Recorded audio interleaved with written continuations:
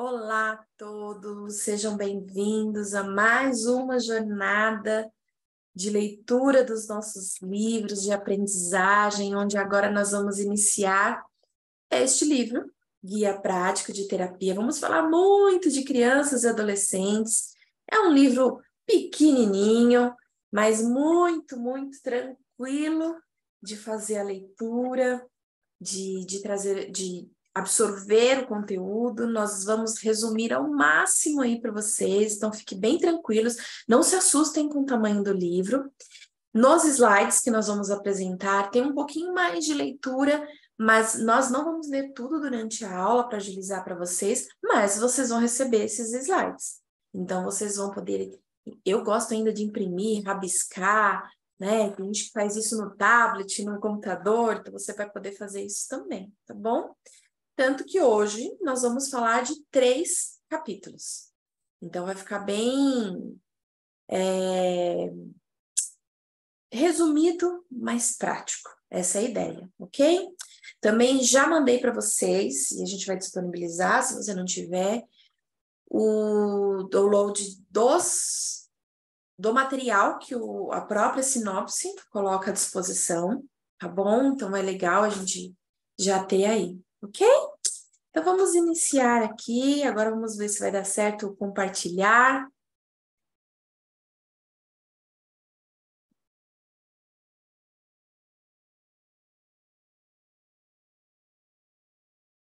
Opa.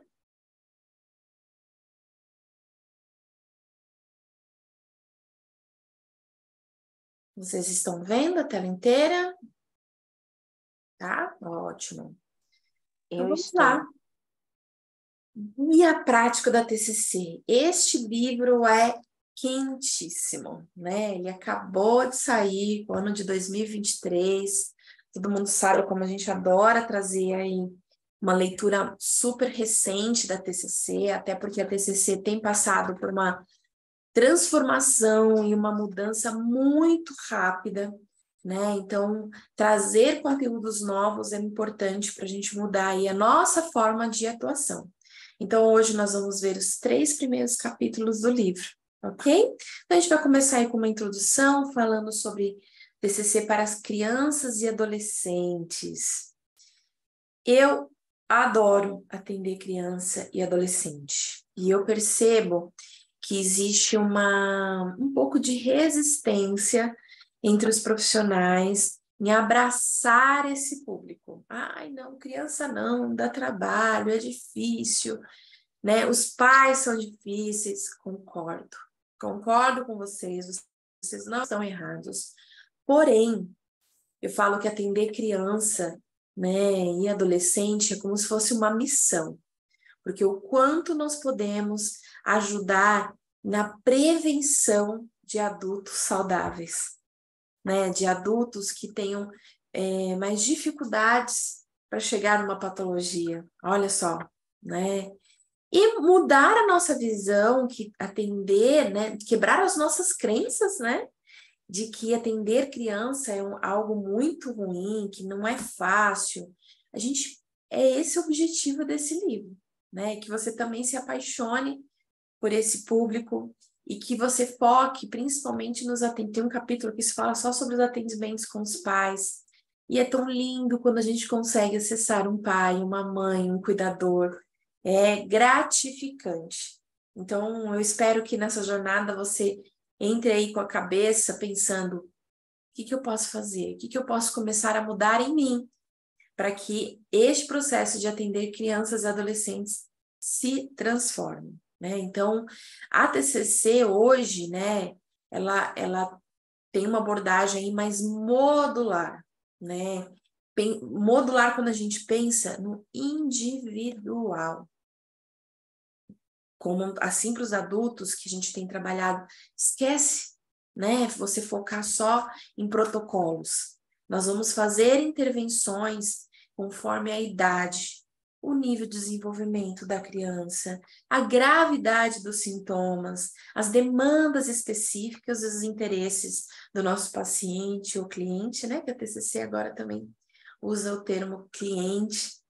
Então, assim, consegue pensar no Joãozinho, na Mariazinha, na Bia, né? Na Priscila. Pensa no seu paciente de forma individual e não como um padrão. Porque nós não somos padrões, né? Então, os módulos básicos são psicoeducação, fundamental, e é interessante que como às vezes só a psicoeducação, você já nem atende o paciente. Você faz isso, às vezes, na anamnese, faz um processo de psicoeducação com os pais, e você já identifica que talvez não precise do atendimento. Automonitoramento, avaliação, intervenções comportamentais, reestruturação cognitiva, análise racional e aquisição de performance e exposição. Tudo isso que nós vamos aprender ou lembrar, né, relembrar algumas coisas neste livro. Então, diversos estudos comprovam a eficácia e a efetividade da TCC em relação a outras abordagens, né? Principalmente para crianças e adolescentes. Nessa faixa etária, necessita de algumas adaptações em relação ao oferecido ao adulto, né? Mas, de maneira geral, ambas têm a mesma estrutura e as mesmas características. Então, é uma abordagem ativa, estruturada, diretiva, orientada para o problema, colaborativa, estratégica, que tem uma base de formulação cognitivo-comportamental de fatores mantenedores do paciente. Então, quando a gente fala de atendimento criança e adolescente, a gente foca muito na queixa que trouxe. Então, tende a ser atendimentos mais rápidos, né? Mais fechados naquele problema, mas não quer dizer que o paciente não possa ir e voltar, dar alta, volta de novo. Então, a gente tem que ter isso muito em mente, tá bom? Aqui eu coloquei para vocês algumas escalas, né? Alguns inventários, alguns instrumentos que nós podemos aplicar em adolescentes, ok? Então, se você der um Google aí, você vai achar algumas dessas escalas, algumas você consegue disponíveis na internet e outras você tem que comprar, tá bom? Tem que entrar lá no site da editora que faz e você vai absorver aquela que para você é interessante. Então, tem o inventário de depressão para crianças, que você pode aplicar a partir de 7 anos. Tem uma escala de ansiedade multidimensional para crianças de 8 a 19. Tem essa em inglês, que foi validada para o português do Brasil, né, a partir de 2011. Tem a SNAP também, que avalia transtornos de déficit de atenção, e isso é algo muito importante. Quando nós vamos atender criança e adolescente, o pai traz uma queixa. E aí, a queixa é porque ele é muito teimoso. Nós temos que ter uma visão mais ampla de entender o que leva a ele ser teimoso. E é muito comum a gente avaliar e associar e identificar algum problema de aprendizagem ou algum tipo de outro transtorno.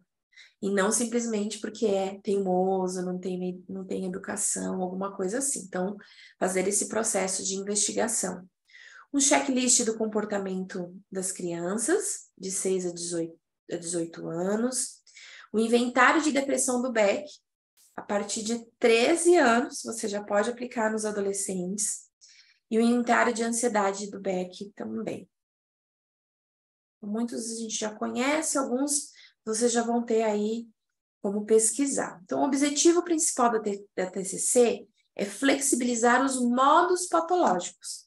Então, identificar que modo está essa criança com mais frequência. Modo raiva, modo medo, né? Modo angústia, modo depressão.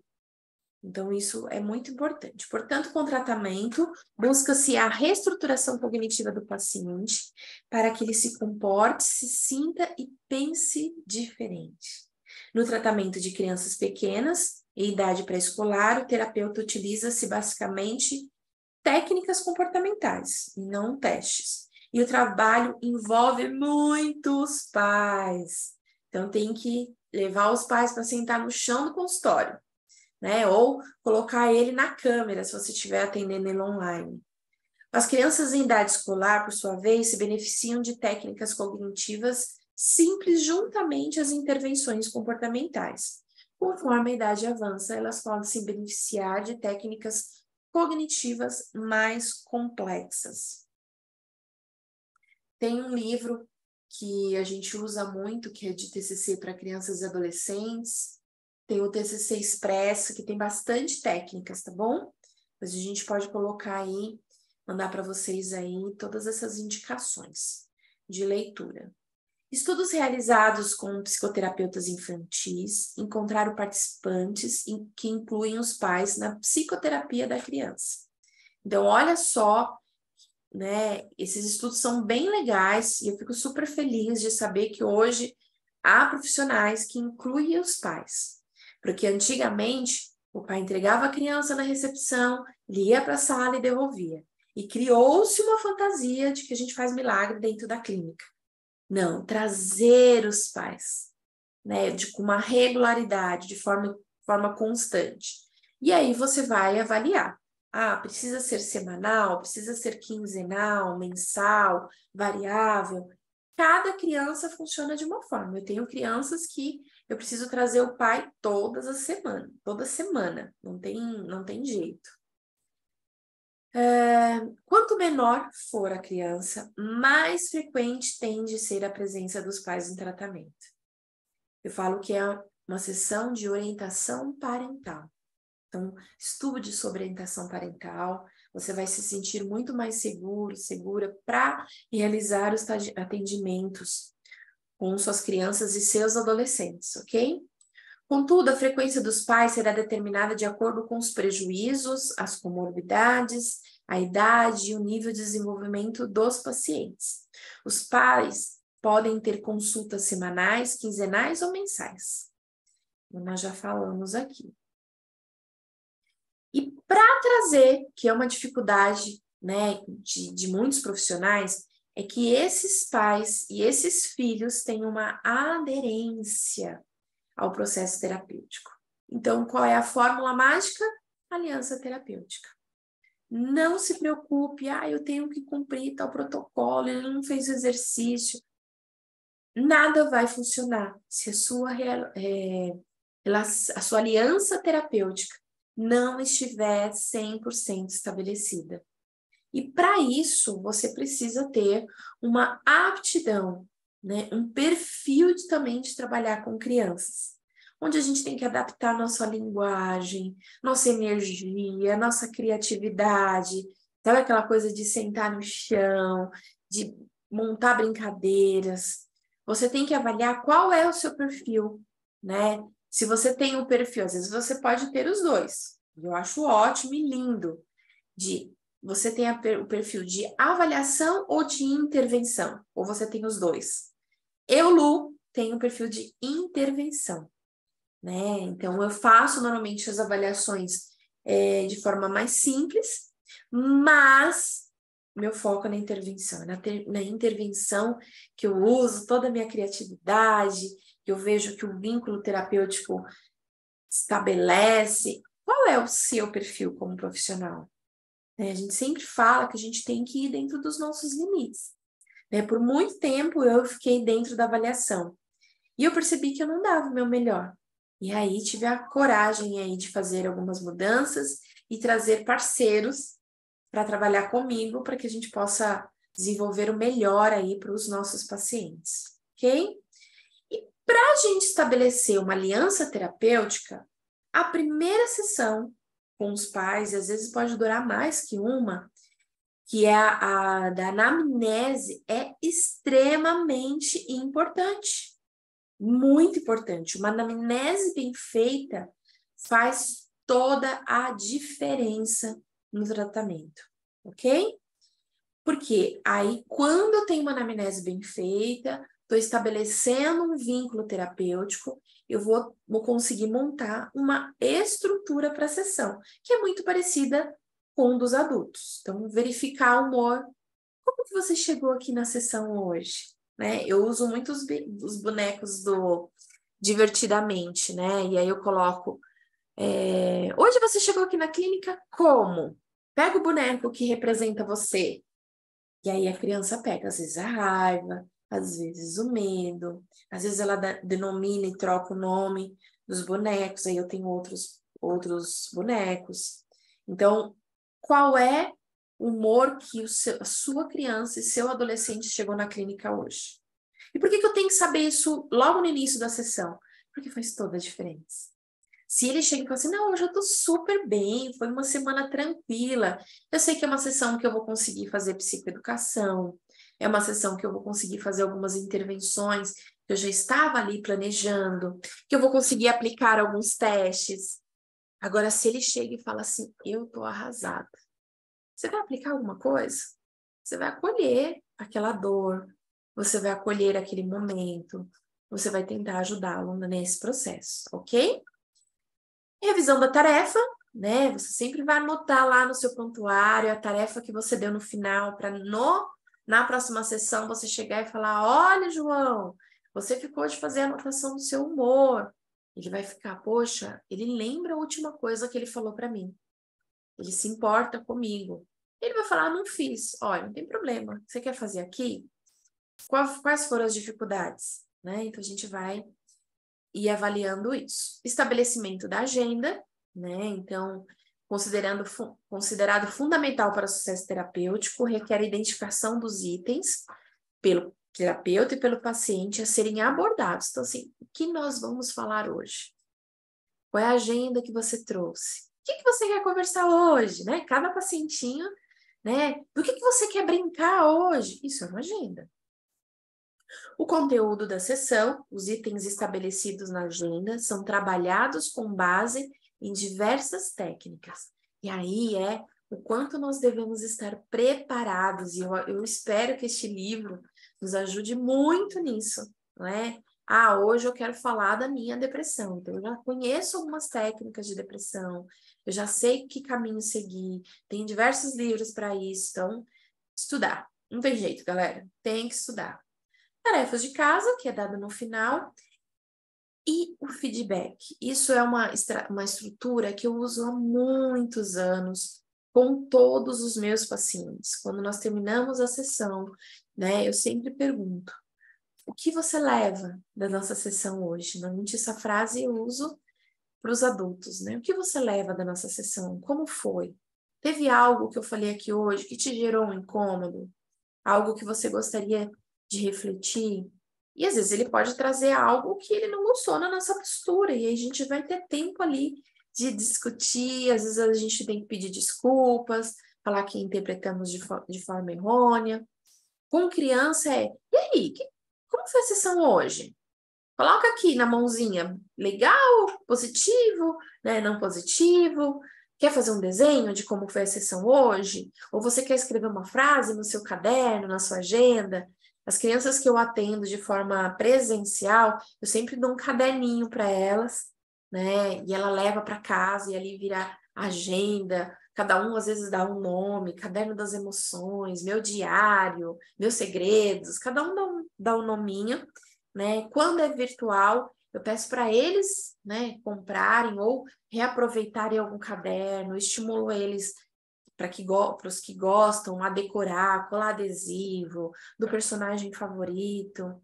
E aí eu peço, né, sempre um feedback. E é muito interessante esse feedback. Não só para o paciente, que vai, pelo menos, absorver, resumir ali a sessão e vai sair dali com aquilo, mas também para nós, para a gente ir avaliando a nossa postura, os nossos erros, as coisas que nós temos que melhorar. Então, esse feedback aí é muito importante. E aí, quando chega na próxima sessão, eu faço um feedback novo. Olha, você me trouxe que na última sessão você terminou muito triste porque nós falamos sobre o seu pai. Como que você ficou depois? Como você assimilou isso durante a sua semana? Você pensou sobre isso? Ah, eu nem pensei. Então tá bom. Você quer pensar de novo aqui? Ou quer entrar na nossa agenda e você trazer outro assunto? Então isso é muito importante, ok? E aí a gente precisa entrar, que é o capítulo 2, nas ponderações do neurodesenvolvimento. Estudar sobre a questão cognitiva e todos os aspectos físicos de um paciente são fundamentais. E aí eu desafio vocês a estudarem aí, anotem, dá um Google sobre desenvolvimento na rede cortical. Isso faz muita diferença, porque a partir do momento que nós entendemos isso, a gente vai ficar muito mais empático com o nosso paciente, de olhar e falar assim, poxa, ele está desistindo do processo terapêutico, não está empenhado, porque não é porque ele não quer. O processo na rede cortical dele faz com que ele sempre desista, né? Existem caminhos que o nosso cérebro coloca que cria tudo isso, que possibilita tudo isso, os dados positivos e negativos. Então, nós não vamos conseguir estudar isso a fundo, a gente pode preparar mais para frente uma aula só sobre isso, mas eu desafio você, tá bom? Coloquem nas suas anotações. Você vai compreender e vai tirar também aquela coisa, poxa, o que eu fiz de errado? Por que o paciente não aderiu? Não, muitas vezes não tem a ver com o seu estilo profissional, mas tem a ver com o perfil cortical do seu paciente. E muitas vezes ele é um pouco mais rápido, um pouco mais lento, está na média, e aí nós vamos fazer toda esta compreensão, tá bom?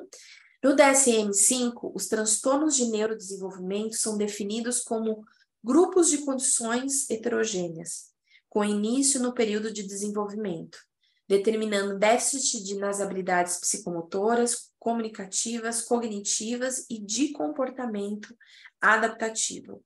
E nós vamos ver que existem questões que nem no DSM eles estão classificados, como, por exemplo, altas habilidades, que não está descrito no DSM-5. Então, o quanto nós temos que estudar para entender, primeiro, se está dentro de um transtorno de neurodesenvolvimento, se não estar, como eu posso identificar, né? Como eu citei, de altas habilidades, hoje estuda-se muito teorias que expliquem melhor, eu até anotei aqui para trazer para vocês, que é a teoria dos 3 anéis, né? Que você identifica habilidades de acima da média, envolvimento da tarefa e criatividade. Então, para eu dar um possível diagnóstico de altas habilidades, eu vou ter que incluir uma tríade, né? Para identificar. Ufa, Lu, é muita coisa que a gente tem que estudar. Então, assim, é importante olhar os especificadores. Então, eu tenho que olhar a situação médica, genética e ambiental. E não simplesmente a queixa que o cuidador traz. Como eu falei, esse menino é terrível, ele sai batendo em todo mundo. Você avaliou a situação médica, genética e ambiental?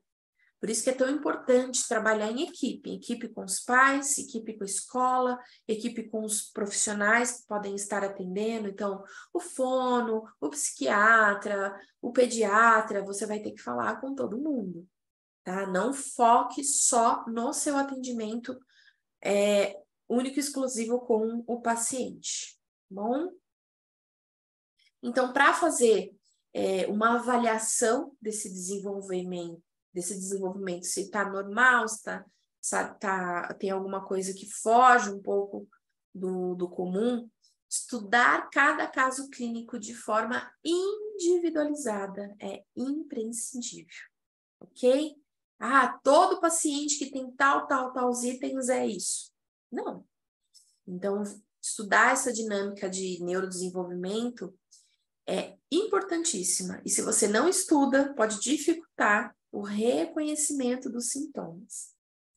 O tratamento, né? A gente vai começar primeiro fazendo escolha de instrumentos avaliativos, que deve estar centrada não apenas na queixa principal, mas também na elucidação dos outros aspectos. Eu, quando vou fazer uma avaliação de criança, eu tenho um padrão nos meus atendimentos. Todas as crianças e adolescentes eu aplico a HTP, que é uma ferramenta de personalidade bem interessante, muito importante. eu aplico o R1 ou o R2, que é uma outra ferramenta de raciocínio não verbal, que me ajuda muito. E a partir dela, eu vou abrindo outras avaliações, tá? Porque eu já vou conseguir identificar algumas coisas. Inclusive porque, e a gente sempre fala isso aqui, é a chance de um paciente, criança ou adolescente, virar um paciente que você tenha que transformar em um laudo, ou para a escola, ou para outro profissional, ou para um processo judicial, para os pais, é muito grande. Então, já tem uma prevenção aí de ir preparando esse material desde o primeiro, da anamnese, que é muito importante para montar esse laudo, a ferramentas de aplicação aí que você possa colocar, tá bom? E aí você vai estudando, vai trazendo novos testes para que você possa ampliar aí a sua forma de avaliação, tá? A compreensão da funcionalidade individual em relação aos pares permite estimar marcos para uma mesma idade, motivo pelo qual o desenvolvimento neuropsicomotor é amplamente difundido nas estratégias de monitoramento por pais, educadores, profissionais de saúde e outros envolvidos. E isso é uma indicação do Ministério da Saúde de 2020. Então, houve uma mudança aí. Se vocês pegarem as carteirinhas de vacinação novas, elas vão ter essas recomendações, ok? E isso é um dos documentos que a gente pode começar a pedir dentro do processo de avaliação e investigação da criança. Peça, né, a carteira de vacinação, que lá pode ter anotações sobre a evolução da criança, tá bom? Aqui, né? Olha, meu celular falando. Tá falando evolução, tá vendo? Esse celular escuta o que a gente fala. Peraí, deixa eu desligar aqui. Eles ouvem, né? Tudo que falamos.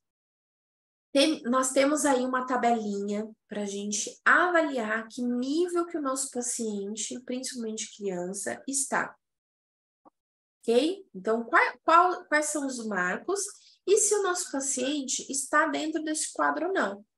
Se não está próximo, a gente já começa a fazer algumas investigações. Será que ele não teve estimulação? Será que é uma dificuldade mesmo no neurodesenvolvimento dessa criança? Será que só fazendo uma estimulação é possível, né, que ele avance? Então, a gente vai ter aí por meses, né, bem interessante. Então, por exemplo, 2 anos, né?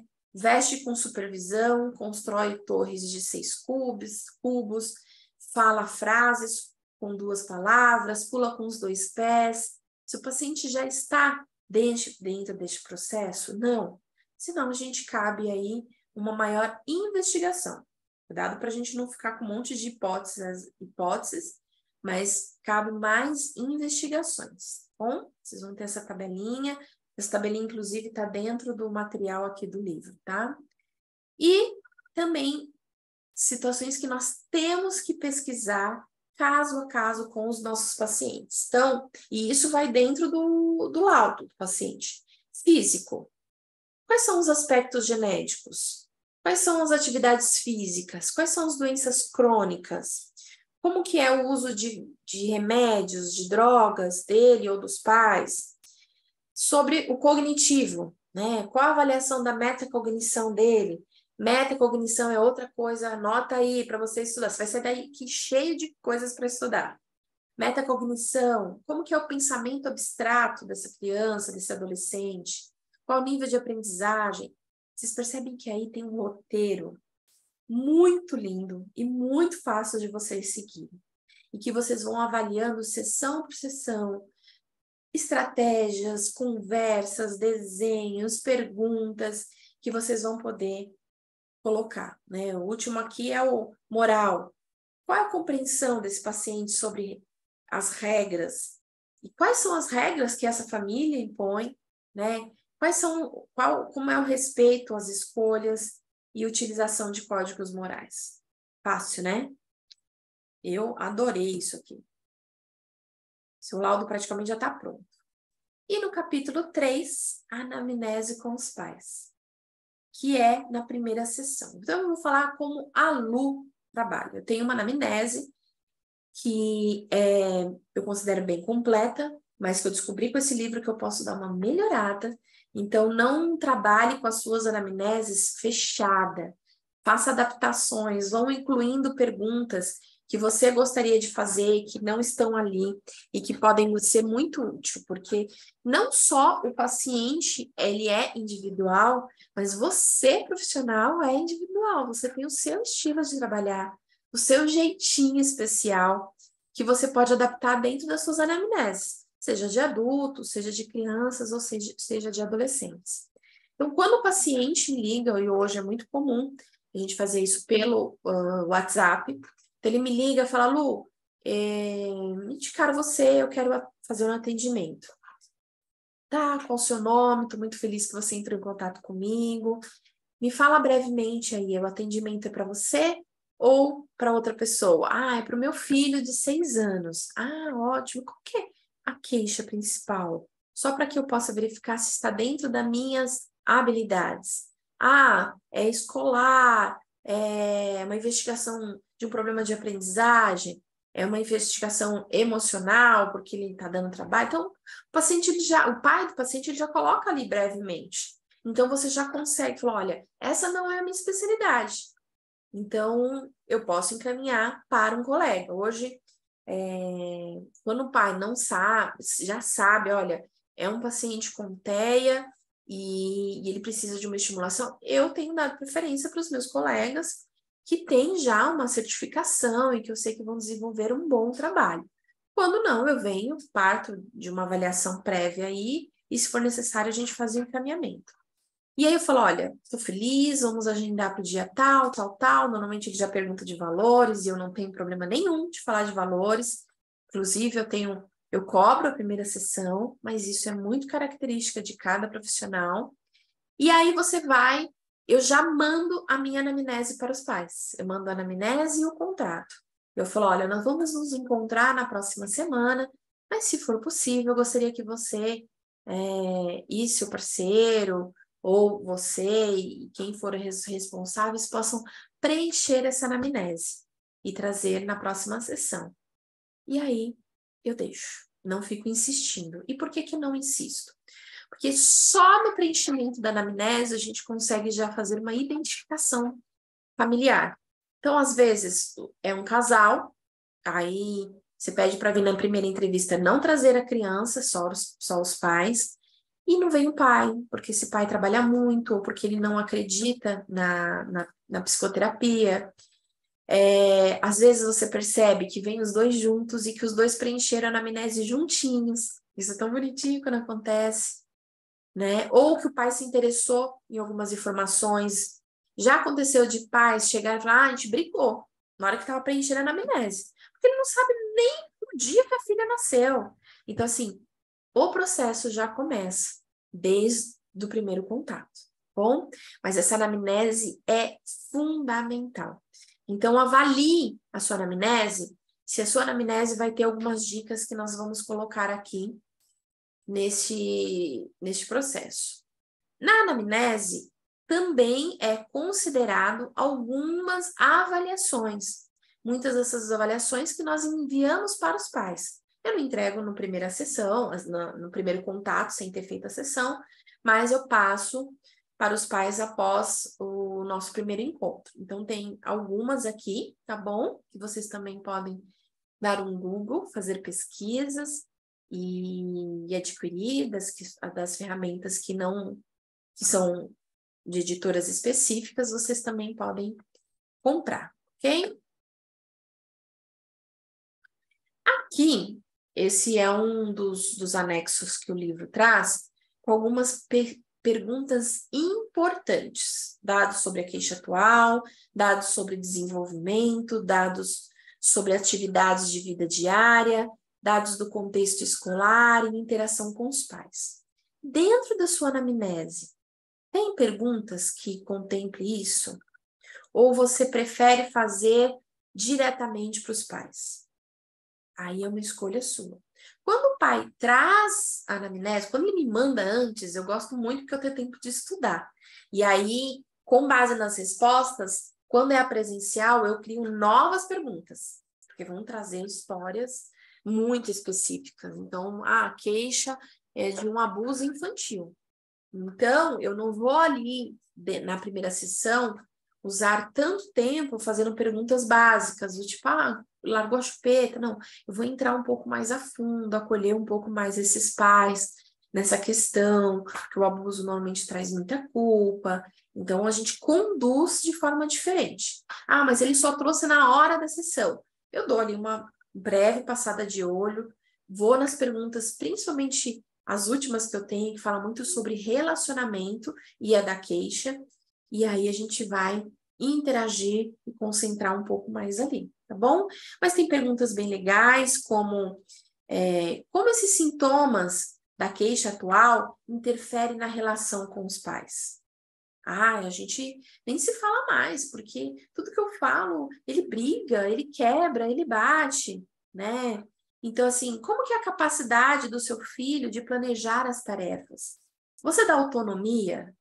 O que é autonomia? É a autonomia dele fazer.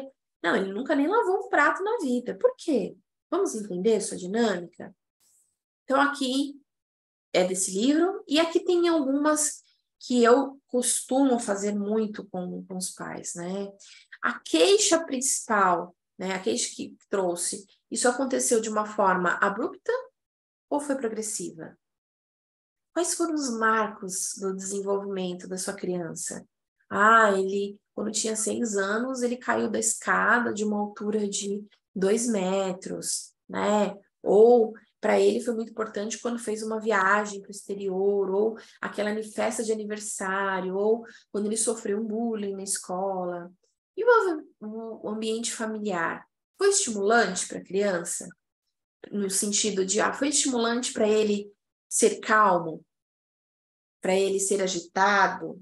E aí a gente vai encaixando a pergunta conforme a queixa. Relacionamento com os pais, com a criança e o adolescente, como que é? Né? Qual é o estilo de apego?